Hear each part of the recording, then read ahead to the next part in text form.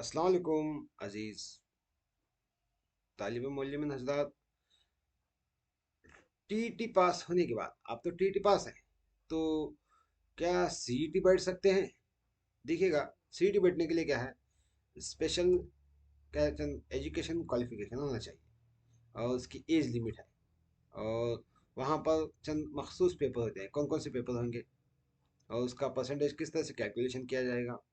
Percentage calculation करके हम अब जॉब हासिल करने के लिए, गवर्नमेंट जॉब लेने के लिए क्या है, हमें कुल कितने मार्क्स लेने हैं, ये तमाम मालूमात हम इस वीडियो में मुकम्मल देखेंगे।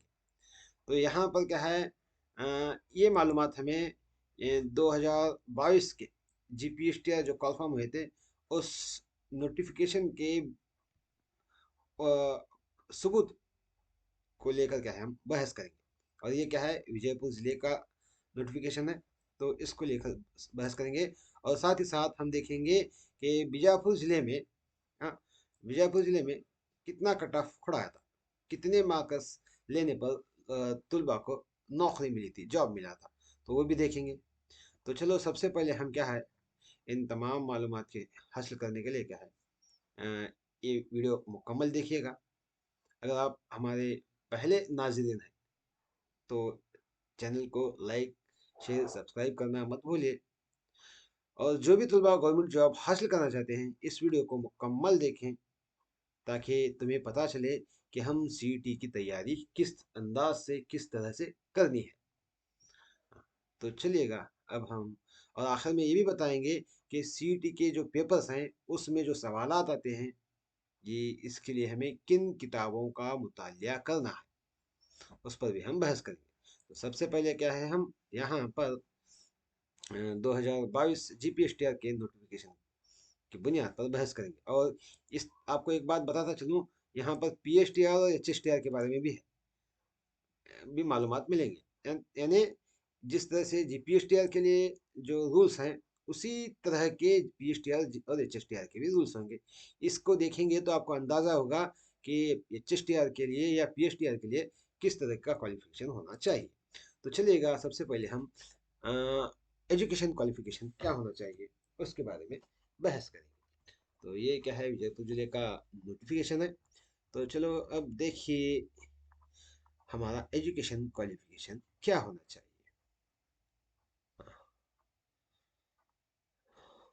ये है शैक्षणिक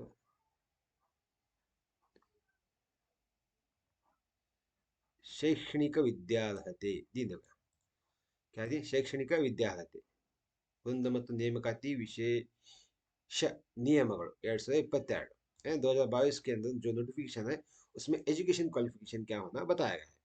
यहाँ पर सबसे पहले बताया गया है पदवी धर प्राथमिक शिक्षक, मतलब जीपीटी 6 to 8 के क्या है वो टीचर होंगे। तो उनके लिए क्या है, ये क्वालिफिकेशन होना विद्यार्थी ना बोल देना क्या होना, ಪದವಿಯಲ್ಲಿ मतलब डिग्री में ಒಟ್ಟು ಸದ ಒಟ್ಟಾರೆಯಾಗಿ ಕನಿಷ್ಠ 50 ಸರಾಸರಿ ಶೇಕಡ 50% अंकಗಳೊಂದಿಗೆ उत्तीर्ण ಹೊಂದಿರಬೇಕು। यानी 50% है ना। और क्या है,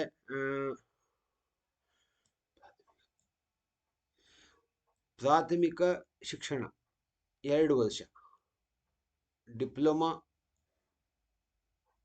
ಅಥವಾ ಡಿಪ್ಲೊಮಾದಲ್ಲಿ ವಿಶೇಷ ಶಿಕ್ಷಣ ಹೊಂದಿ उत्तीर्ण मतलब यानी डी एड हुआ था, डी एड। या आप क्या है, इसी तरह से क्या है, डी एड या बी एड, क्या है ना, डी एड रहना या बी एड रहना, दो में से एक होना डिग्री के साथ। हाँ, तो इसमें क्या हो भी 50% है, याद रखिएगा। हाँ, डी एड या बी एड दो में से एक होना चाहिए। और इसी तरह दोनों का भी 50% होना, कुल परसेंटेज। और इसी तरह क्या है, परिशिष्ट जाति, परिशिष्ट पंगड़, हिंदुಳಿದ वर्ग यानी प्रवर्ग C1, इनके लिए क्या है 45% काफ़ी है। क्या 45% रिलैक्सेशन है। हाँ, उसके बाद ये कॉमन हो गया। अब यहाँ पर क्या है, विद्यार्थी और एक बताया गया, विद्यार्थी को इसलिए जो हमें किस मजमून के टीचर बनना चाहते हैं, आंग्ल भाषा विद्यार्थी। हाँ, तो यहाँ पर एक बात बताता चलूँ, जिस तरह से यहाँ पर 68 टीचर के लिए क्या है, डिग्री में टोटल हमारा परसेंटेज 50% होना है, उसी तरह से पीएचडी के लिए क्या है, यहाँ पर पीयूसी में मुकम्मल क्या है, कुल परसेंटेज 50% होना चाहिए। ये तो वहाँ पर शर्त होगी।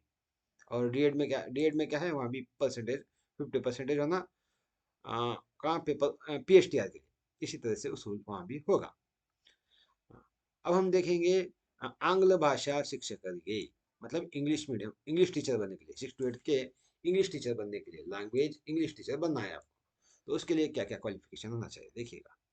ಪದವಿಯಲ್ಲಿ मतलब डिग्री में ಆಂಗ್ಲ ಭಾಷೆಯನ್ನು ಐಚ್ಛಿಕ ವಿಷಯವಾಗಿ 3 ವರ್ಷ ಅಧ್ಯಯನ ಮಾಡಿರಬೇಕು, यानी ऑप्शनल सब्जेक्ट इंग्लिश है ना, डिग्री में 3 साल कंपल्सरी।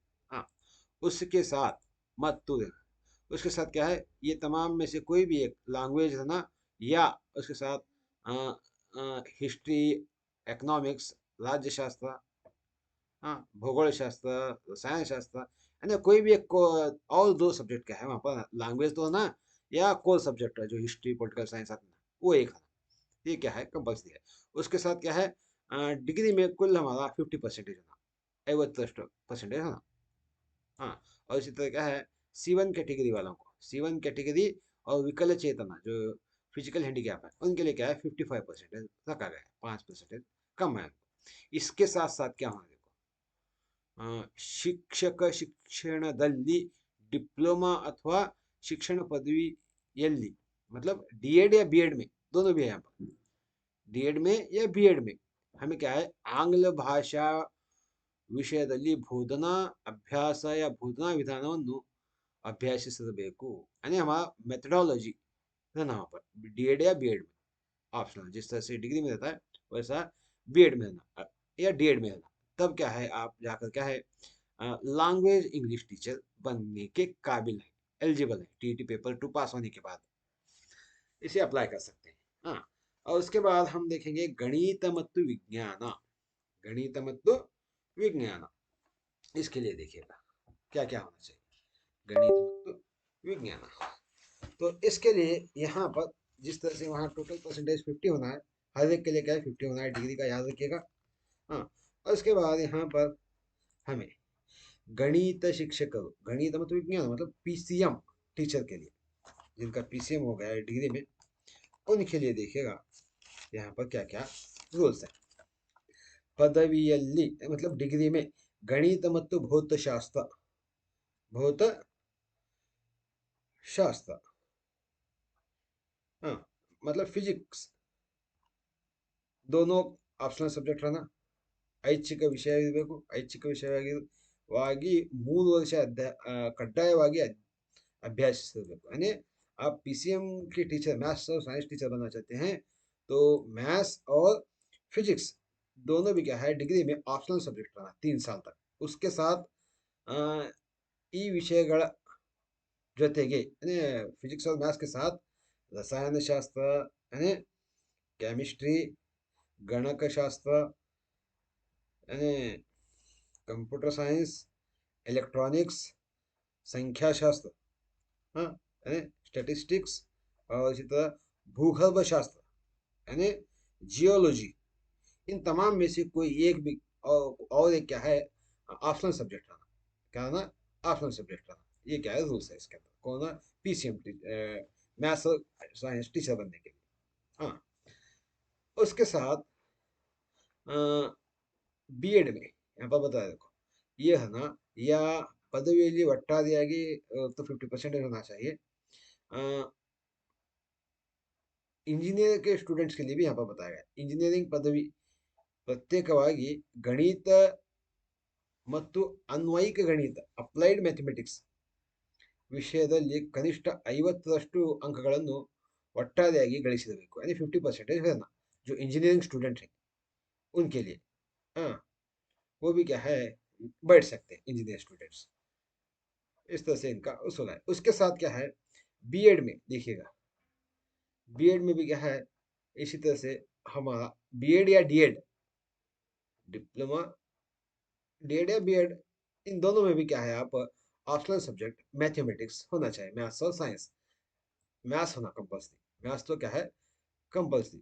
देखो क्या बोलेनो, ಈ ಮೇಲಿನಲ್ಲಿ ಮೂರು ವಿಷಯಗಳ ಪೈಕಿ कनिष्ठ ಒಂದು विषयದಲ್ಲಿ यानी तीन में से कोई एक सब्जेक्ट, डिग्री में तीन ऑप्शनल सब्जेक्ट रहते हैं, उन तीन में से एक सब्जेक्ट क्या है, आप डीएड या बीएड में, डीएड या बीएड में क्या है मेथोडोलॉजी लेना टीचिंग के लिए, तब जाकर क्या है मैथ्स और साइंस टीचर बन सकते हैं।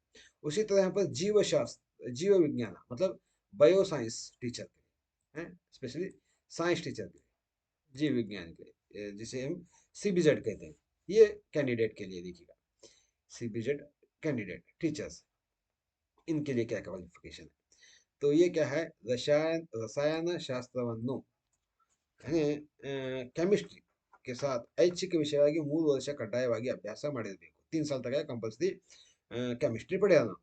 उसके साथ क्या है, वो रसायन शास्त्र जೊತೆಗೆ केमिस्ट्री के साथ साथ सस्य शास्त्र यानी बॉटनी, प्राणी शास्त्र जूलॉजी, रेशमे कृषि यानी सीरिकल्चर, या परिसर विज्ञान मतलब एनवायरमेंटल स्टडीज, या तली शास्त्र जिसको कहते हैं, जेनेटिक्स, और जैविक तंत्रज्ञान है ना, बायोटेक्नोलॉजी, और इसी तरह सूक्ष्म जीवी शास्त्र यानी ಮೈಕ್ರೋಬಯಾಲಜಿ, इन तमाम में से क्या है ना, ಎರಡು बताया गया, ಎರಡು ವಿಷಯಗಳನ್ನು दो सब्जेक्ट ऑप्शनल सब्जेक्ट है, मतलब केमिस्ट्री के साथ इनमें से कोई दो सब्जेक्ट ऑप्शनल ना 3 साल तक कंपल्सरी पढ़ेगा।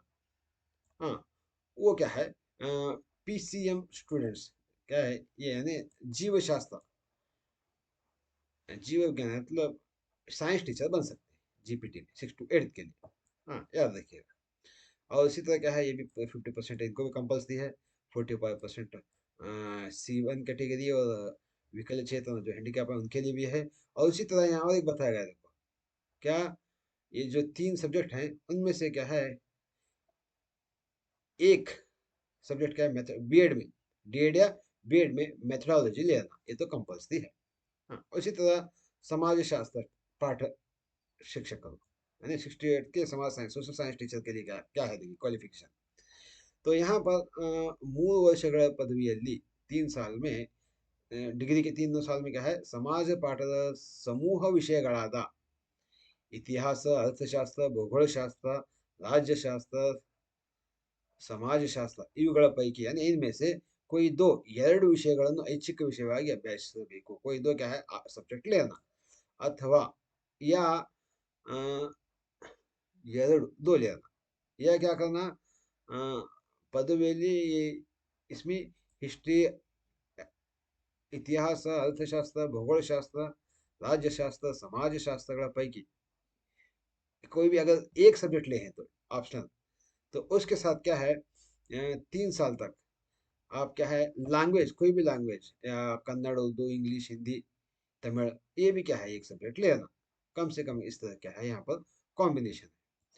तो ये लेना, ये भी एक या दो क्या है यहाँ पर हमारा ऑप्शनल सब्जेक्ट है ना।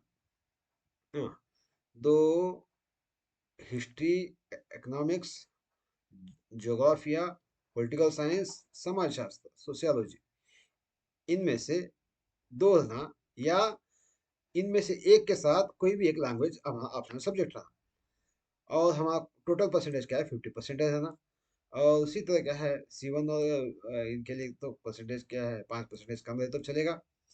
और उसी तरह क्या है यहाँ पर हमें डीएड और बीएड में 3 में से कोई भी एक सब्जेक्ट, 3 में से एक मतलब 2 में से एक, माफ कीजिएगा, हिस्ट्री, पॉलिटिकल साइंस, इकोनॉमिक्स जो आते हैं ना, सोशियोलॉजी, उनमें से कोई एक सब्जेक्ट क्या है हमें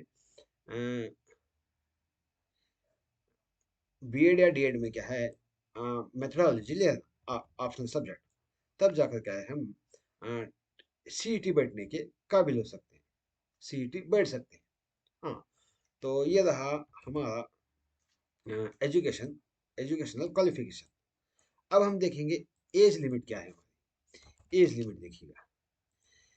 तो सबसे पहले देखिएगा वयोमिति, एज लिमिट कितनी होनी चाहिए। एज लिमिट देखिएगा सामान्य वर्ग 42 एज है, सामान्य वर्ग क्या है 42 एज है।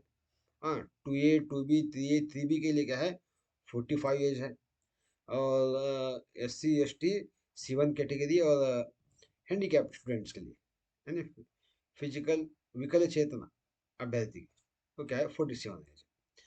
तो इस तरह से क्या है, कुल ये एज लिमिट है। अगर इससे ज़्यादा एज है तो आप CET नहीं बैठ सकते। हाँ, तो इसके बाद क्या है, यहाँ पर बताया देखो। अ,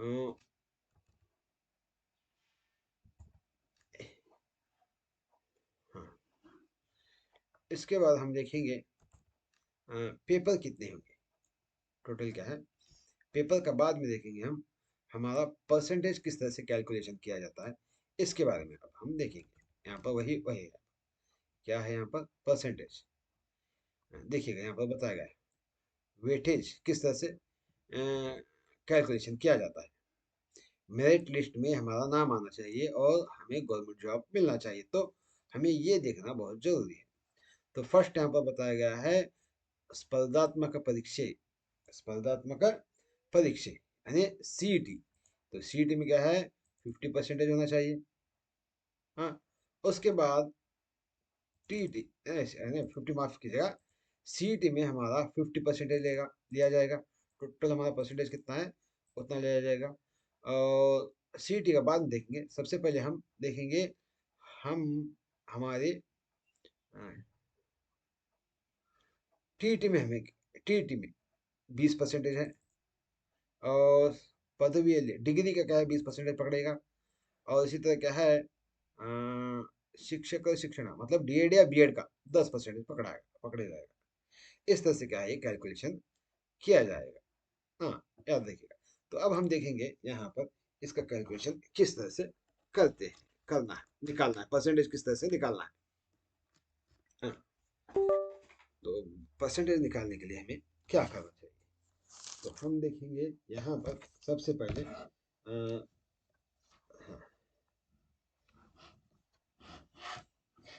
सबसे पहले हम देखेंगे हमारा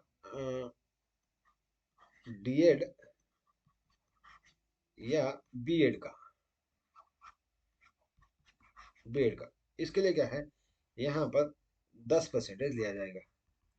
हाँ, तो अगर हमारा DED का पकड़ेंगे, DED में अगर हमारा कितना परसेंटेज होगा, हाँ DED या BED के लिए देखिएगा हमारा DED का टोटल 82% है समझो। तो इसका 10%, इसका 10% इसको तकसीम करने पर पता चलेगा हमारा 8.2 होगा किसका DED का। हाँ, उसी तरह अब हम देखेंगे DED के बाद DED या BED के बाद डिग्री का क्या है डिग्री। हम्म, हाँ, तो इस तरह से क्या है हमारा कुल परसेंटेज 82 होगा कहाँ का DED या BED का। यानी इस तरह से आप कैलकुलेशन करना चाहिए, पहले करना चाहिए ताकि आपको पता चलेगा कि मुझे CET में कितना मार्क्स लेना चाहिए इसमें CET में कितने मार्क्स लेना है मुझे। हाँ, तो उसके लिए क्या है हमारा DED का 8.2% होगा पकड़ा जाएगा। और BED का 20 डिग्री का 20%। समझिए डिग्री मेरा 87% है, वो कितना 87। तो इसका क्या है 20% निकालना है, क्या है 20%। तो इसके लिए क्या करना है मुझे, मेरा होगा 17 से 4% होगा, 17.4। और TET मेरा exact classic kabaddi crossing point मतलब 90 है, मैं एलिजिबल हो गया हूँ जस्ट। हाँ, माफ करिएगा 90 यानी 60%।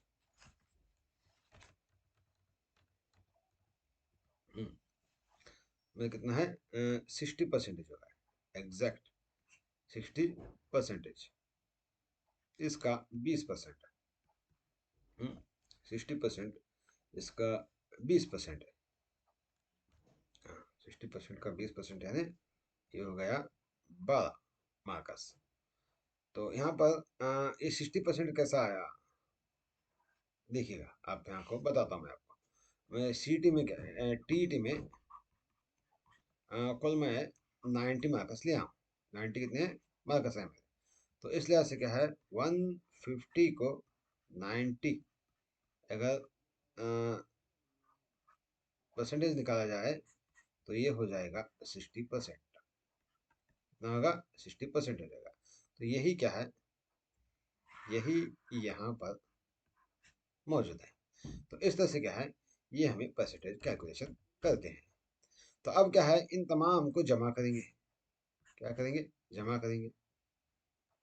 हाँ, 4 + 2 यानी अशारिया 6, और 8 + 2 10, 10 से 7 17, अशारिया हौसला 1 1 2 3, यानी मेरा कुल अब परसेंटेज होगा 37.6। कितना है 37.6। इन तीनों के मिलाकर नंबर 1 डीएड या बीएड, नंबर 2 डिग्री, नंबर 3 क्या है सीईटी, और चौथा नंबर अभी बाकी टीटी। चौथा नंबर है मेरा एक बाकी है, क्या है सीईटी। सीईटी में मुझे कितना लेना है देखना है। तो इसलिए क्या है, हम ये मेरा अब है, तो इसमें सीईटी के काउंट करना है। वो काउंट करने से पहले हम थोड़ा बहुत क्या है यहाँ पर कट ऑफ परसेंटेज देखेंगे, कितने मार्क्स लेने पर क्या है हमें नौकरी मिली है। यहाँ पर इस बात पर का ध्यान रखिएगा कि इस बार जीपीएसटीआर के पोस्ट बहुत कम कन्फर्म हो रहे हैं। हाँ, तो इसलिए क्या है पीएसटीआर से जीपीएसटीआर में ज़्यादा फाइट होगी। तो जो भी जीपीएसटीआर की तैयारी कर रहे हैं वो ज़्यादा मेहनत करें, और पीएचडी वाले भी ज़्यादा मेहनत करें, क्योंकि 2015 से अब तक कन्फर्म नहीं हुए। तो इसीलिए क्या है पेपर 1 पास होने वाले तलबा भी ज़्यादा हैं। तो जो ज़्यादा मेहनत करेगा उसी की बाजी होगी, यानी वही गवर्नमेंट की जॉब हासिल करेगा। तो यहाँ पर देखिए बीजापुर जिले का ये क्या है, बीजापुर जिले का कट ऑफ परसेंटेज है, लैंग्वेज इंग्लिश टीचर के लिए है। तो लैंग्वेज इंग्लिश टीचर के लिए क्या है यहाँ पर, हाँ, तो यहाँ पर देख सकते हैं आप कट ऑफ परसेंटेज का। हम्म, ये देखिए, ये विजयपुर जिले का है। हाँ, विजयपुर जिले का, और ये है जनरल में 73, हाईएस्ट देख सकते हैं आप 79। आप फर्स्ट रैंक आना चाह रहे हैं तो 79% करना है। कहाँ कहीं में लैंग्वेज इंग्लिश टीचर के लिए 79 जो करेगा उनका जॉब हो जाएगा। लोवेस्ट देखना नहीं है हमें, हाईएस्ट देखना है, क्योंकि हाईएस्ट मार्क्स हमें लेना है। 79% होना चाहिए लैंग्वेज इंग्लिश के लिए। हाँ, उसी तरह यहाँ पर क्या है कनाडा का भी है। और हम यहाँ पर देखेंगे Urdu medium social science teacher, social science के उर्दू टीचर के लिए देखिएगा हाईएस्ट 72 है। हाँ, वहाँ 79 है, यहाँ 72 है। हाँ, ये 2B का है 67। हाँ, इस तरह से क्या है हम ये मैथमेटिक्स कन्नड़ा मीडियम का, ये मैथमेटिक्स उर्दू मीडियम टीचर का, मैथ्स टीचर के लिए देखिएगा यहाँ भी 69 हाईएस्ट है। 69.8 है, देखिएगा पॉइंट भी काउंट काउंट किया गया है, 69.80 है। हाँ, ये 2B का है। उसी तरह क्या है CBZ बायो साइंस टीचर के लिए, उनका भी क्या है 69.0 है, तो ऑलमोस्ट 69 है। हाँ, तो ये रहा विजयपुर जिले का। और हम यहाँ पर हाईएस्ट देख रहे हैं इंग्लिश का। इंग्लिश का कितना है हाईएस्ट, देखिएगा आ गया। हाँ, इंग्लिश टीचर के लिए क्या है 79%। तो चलो हमें 79% करना है हमारा, कितना करना है 79। तो अब यहाँ पर हम इसका कैलकुलेशन करेंगे, क्या है 737.60, माफ कीजिएगा 79% करना है, 79.0। हाँ, तो हमें क्या है अब हमारा है 37.6 है, तो इसमें से इसको माइनस करना है। तो अशारे में 10 में 6 निकाले तो 4 बचे, अशारे का अशारे हौसला 1, तो 9 में 8 निकालें। 9 में 8 निकालने पर क्या है यहाँ पर 1 बचेगा, और 7 में 3 निकाले तो बच गया 4। कितना बचा? 4। मतलब 41% करना है हमें जॉब हासिल करने के लिए। कहीं में सीईटी में क्या है, सीईटी में अगर हमारा 41% करना है, कितना है? 41%, मतलब इसका 41%। सीईटी में क्या है, 50% पकड़ेंगे। कितना? 50%। हाँ, तो यानी 41, यानी इसका डबल होना चाहिए हम लोग, यानी 41, ये 41 हो जाएगा। तो यहाँ पर क्या है, तो 50% पकड़ेंगे। तो ये 50% का 41 आएगा। ये क्या है, 50% का 41 है, यानी यहाँ पर हमारा सीट में कितने लेना है हमें, ये सीटी के मार्क्स हमें कुल ले सो। तो ये रहा टोटल, सीटी का परसेंटेज होगा ये, सीटी क्या है, परसेंटेज होगा 100 को, ये 50%। तो ये हमारा 41% है। क्या है? 41%। तो ये 41 हमारे मार्क्स है, तो 50% है।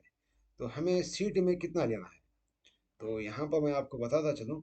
देखिएगा, जीपीएसटीआर, जीपीएसटीआर में कुल 3 पेपर रहते हैं।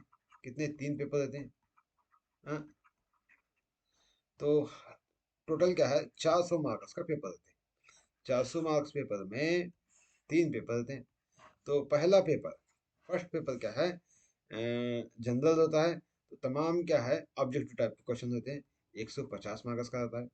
और पेपर टू क्या है, 150 मार्क्स का क्वेश्चन पेपर होता है।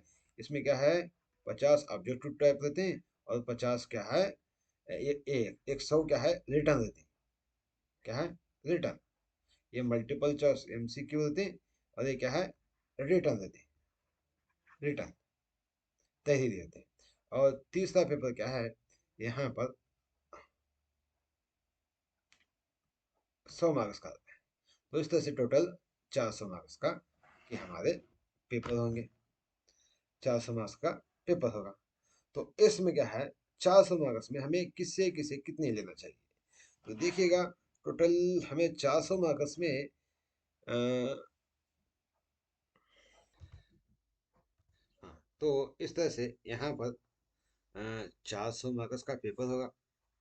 तो 400, तो हमें परसेंटेज करना है हमारा 100 मार्क्स, हमारा परसेंटेज होना है 82। यानी ये 82 जाकर क्या होगा, हमारा सीट में 50% पकड़ेंगे। तो इस लिहाज से अगर ये 100 मतलब 82 होगा, तो हमारा हो जाएगा 41 मार्क्स, 41%। तो इस 41 के लिए हमें यहाँ पर कितने मार्क्स लेना है, यहाँ पर हमें 328 लेना है। कितने? 328 मार्क्स। यानी सीटी में सीटी में क्या है, पेपर 1, पेपर 2 और पेपर 3, इन तीनों का मिलाकर हमें क्या है, यहाँ पर 328 मार्क्स लेना है। यानी लगभग जो भी तालिब इल्म सीईटी में 300 मार्क्स से ज्यादा लेगा, उसे गवर्नमेंट की जॉब मिलेगी। ये बात जहन में रखकर क्या है, आपको पढ़ाई करना होगा। तो इसके लिए क्या है, आपको कड़ी मेहनत करनी होगी।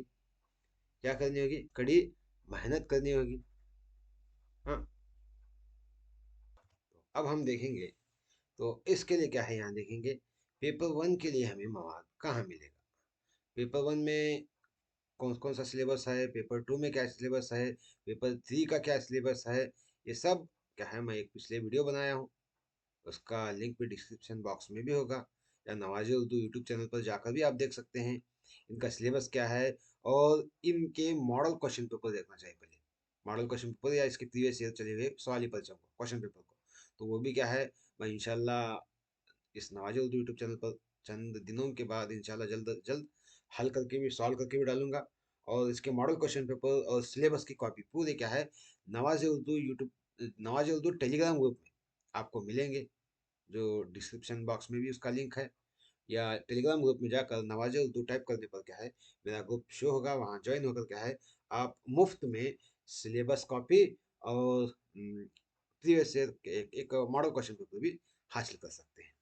अब यहाँ पर आपको मैं बताता चलूँ, पेपर वन के लिए क्या है, हमें मवाद कहाँ मिलेगा, खास करके क्या है, जो सीईटी में हमें, टीईटी में हमें जो तैयारी करी थी टीईटी की, उसी में क्या है ज़्यादातर मवाद मिलता है हम लोग को पेपर वन का। हाँ, साइकोलॉजी और लैंग्वेज, लैंग्वेज के अंदर। और बकिया जो कंप्यूटर है, हेल्थ एजुकेशन, वैल्यू एजुकेशन, इसके लिए क्या है, गवर्नमेंट के टेक्स्ट बुक हैं। इन तीनों मवाद के लिए क्या है, आप सबसे ज़्यादा बेहतरीन किताबें गवर्नमेंट टेक्स्ट बुक हैं, गवर्नमेंट के क्या हैं, टेक्स्ट बुक हैं, जो स्कूल में पढ़ाए जाते हैं, स्कूल में पढ़ाए जाने वाले टेक्स्ट बुक हैं। उन्हीं को इस्तेमाल करके, उन्हीं में से सवालात आएंगे। आपको क्या है, अभी से, अभी से क्या है, राइटिंग में क्या है, रिटर्न प्रैक्टिस करना है। हर रोज भी क्या है, हर सवालात के जवाबात क्या करना है, जवाब को लिख कर क्या करना है, लिख कर निकालना है, निकालना है। तो क्योंकि लिख कर निकालने से वो जवाब हमें याद रहेगा और इम्तिहान में भी इस्तेमाल होगा। और एक बात मैं आपको बताता चलूँ, बहुत सारे तलबा क्या है, रिटर्न नोट्स चाहते हैं, क्या चाहते हैं, नोट्स। हाँ, नोट्स दो, नोट्स है क्या सर, नोट्स है क्या सर, बहुत सारे तलबा कॉल किए हैं मुझे। तो मैं आपको एक सलाह देता हूँ कि आप दूसरों के नोट्स मत मत इस्तेमाल कीजिए। देखो पढ़ो, लेकिन क्या है, बेहतर है कि तुम खुद के नोट्स बनाओ। अगर खुद के नोट्स बनाएंगे तो ही क्या है, आप 400 नंबरात में से कितने लेना है हमें, 400 नंबरात में से 328, या राउंड फिगर समझो, 300 मार्क्स भी लेना है हमें। कितने, 300। तो 300 से जो कम लेंगे उनको नौकरी मिलना बहुत मुश्किल है आपके ज़माने में। इसलिए क्या है, बेहतर है कि आप क्या है, खुद के नोट्स बनाएं, खुद लिखें, ताकि आपको याद रह सके और इम्तिहान में आसानी हो सके। और पढ़ने से पहले प्रीवियस ईयर के क्वेश्चन पेपर को देखिए। हाँ, क्वेश्चन पेपर को देखकर क्या है, उसके उसी पैटर्न पर सिलेबस के मुताबिक तैयारी कीजिए, ताकि आपको इम्तिहान में आसानी हो सके और ज़्यादा से ज़्यादा इल्म में इजाफा हो सके। और गवर्नमेंट टेक्स्ट बुक छोड़कर आप बाहर से कहीं के भी किताबें मत पढ़िए। सबसे ज़्यादा फोकस आप गवर्नमेंट के टेक्स्ट बुक का लीजिए, ताकि आपको इम्तिहान में ज़्यादा से ज़्यादा नंबरात हासिल हो सके। ये मैं आपको क्या है यहाँ पर GPSTR का बताया हूँ। इसी तरह से PSTR और HSTR का भी होगा, उसका भी मैं इंशाल्लाह क्या है, जैसे ही नोटिफिकेशन होगा उसकी उसके बारे में भी बताऊंगा। और एक बात आपको बताता चलूँ, यहाँ पर जो ये परसेंटेज है कितना, 20 10, 10 20 20, यानी D.Ed B.Ed और डिग्री का, डिग्री, D.Ed या B.Ed और TET का, ये बैकअप परसेंटेज बोलते हैं। तो इस बैकअप परसेंटेज को भी क्या है, एक कोशिश चली है कि चंद तलबा की, कि इसको रिमूव किया जाए, इसको निकाल कर सिर्फ क्या है, CET कंसीडर करें, क्या करें, CET का क्या है, काउंट करें। तो ऐसा होना मुश्किल है। बैकअप परसेंटेज शायद इसमें एक 10% या 20% निकाल कर क्या है, CET में काउंट करेंगे, यानी CET शायद हो सकता है कि 70% पकड़े CET के, तो बहुत बेहतर होगा, आपका और स्कोर बढ़ेगा अगर CET में ज़्यादा करें। तो CET को ज़्यादा फोकस करें। तो हमारा CET क्या है, कम से कम, आपको पता है, आप जानते हैं, हमें कम से कम क्या है, 300 नंबर से ज़्यादा लेना है मार्कस। तो इसके लिए क्या है, हमें पेपर 1 2 3 इन तीनों का भी मुतालिया ज़्यादा से ज़्यादा गवर्नमेंट के टेक्स्ट बुक का इस्तेमाल करें। हाँ, तो इन तमाम के मुतालिक भी क्या है, इंशाल्लाह मैं नवाज़ उर्दू यूट्यूब चैनल में वीडियो भी बनाऊंगा मवाद के मुतालिक और मवाद का इस्तेमाल करके। हाँ, तो आप क्या है, नवाज़ उर्दू यूट्यूब चैनल पर बने रहिएगा। उम्मीद है कि आपको हमारा वीडियो पसंद आया होगा। लाइक शेयर सब्सक्राइब करना मत भूलिएगा। इंशाल्लाह फिर हम अगले वीडियो में मुलाकात करेंगे। अल्लाह हाफिज़।